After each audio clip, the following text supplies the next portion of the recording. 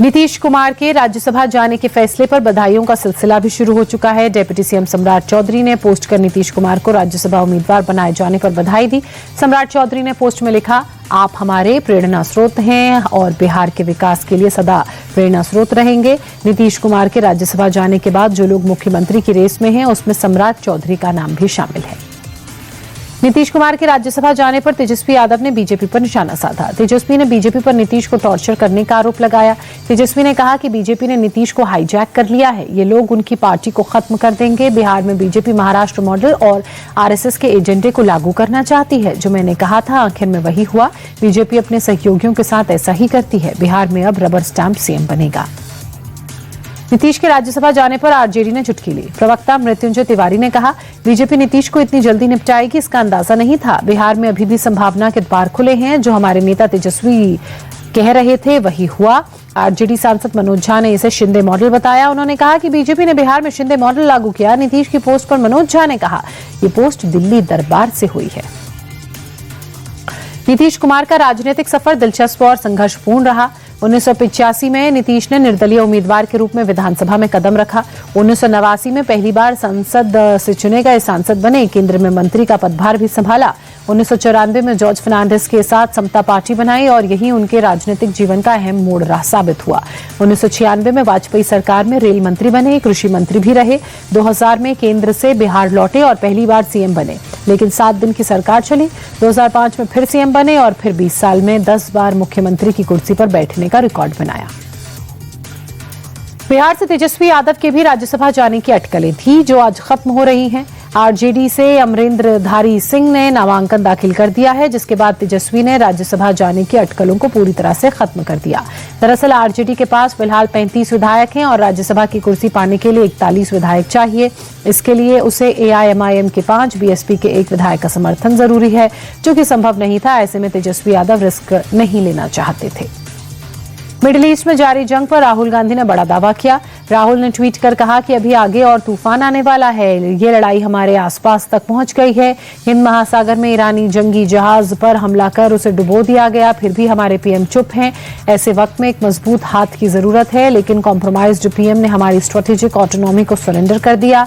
Hormuz strait बंद होने की वजह से भारत में तेल की सप्लाई खतरे में है। एलपीजी और एलएनजी के लिए हालात और भी खराब हैं। उत्तराखंड में हिमालय की गोद में बसे चौबटिया में भारत और जापान के बीच सैन्य अभ्यास धर्मा गार्डियन जोर शोर से चल रहा है। भारतीय सेना और जापानी ग्राउंड सेल्फ डिफेंस फोर्स के बीच ये 7वां संयुक्त सैन्य अभ्यास है। 24 फरवरी से शुरू हुआ ये सैन्य अभ्यास 9 मार्च तक चलेगा। इस बार दोनों देशों की ओर से 120 सैनिकों का दल हिस्सा ले रहा है। ये संयुक्त अभ्यास बारी बारी से भारत और जापान में आयोजित किया जाता है। दिल्ली के सदर बाजार में भीषण आग लगने की घटना में 2 लोगों की जान चली गई। इस भीषण हादसे में एक शख्स पूरी तरह से घायल हो गया। ये आग 12 टूटी चौक के पास एक 4 मंजिला बिल्डिंग में लगी। आग प्लास्टिक के खिलौनों के कारण तेजी से फैली और आग की ऊंची ऊंची लपटों के साथ पूरे इलाके में धुएं का गुबार हो गया। दमकल की गाड़ियों ने मौके पर पहुंचकर आग पर काबू पाया।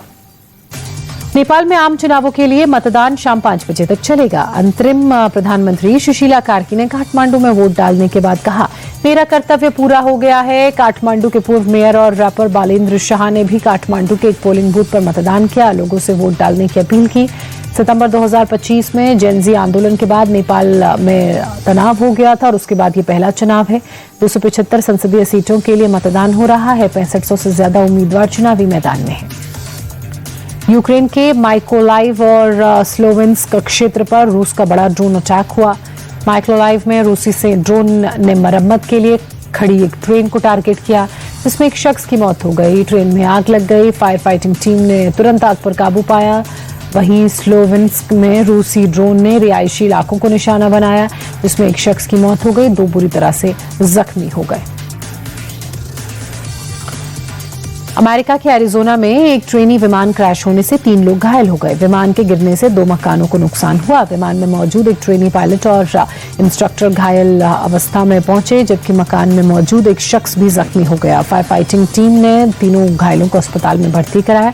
अधिकारियों के मुताबिक एक पंखे के टूट जाने की वजह से विमान हादसे का शिकार हुआ। T20 वर्ल्ड कप का दूसरा सेमीफाइनल मुकाबला आज मुंबई के वानखेड़े में भारत और इंग्लैंड के बीच शाम 7 बजे खेला जाएगा। सुपर 8 के आखिरी मुकाबले में वेस्टइंडीज को हराकर टीम इंडिया ने सेमीफाइनल में जगह बनाई। जीत के बाद भारतीय टीम का आत्मविश्वास भरपूर है। भारत T20 वर्ल्ड कप का 6ठी बार सेमीफाइनल खेल रही है। अब तक 3 बार टीम इंडिया खेल चुकी है T20 वर्ल्ड कप का फाइनल, जिसमें 2 बार भारतीय टीम चैंपियन बनी है।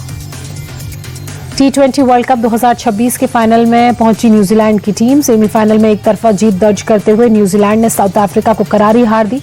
आपको बता दें कि ये T20 सीरीज की साउथ अफ्रीका की पहली हार थी। न्यूजीलैंड को दूसरी बार T20 वर्ल्ड कप के लिए फाइनल में जगह मिली है। दूसरे सेमीफाइनल में जीतने वाली टीम का 8 तारीख को गुजरात के स्टेडियम में न्यूजीलैंड से मुकाबला होगा फाइनल के लिए।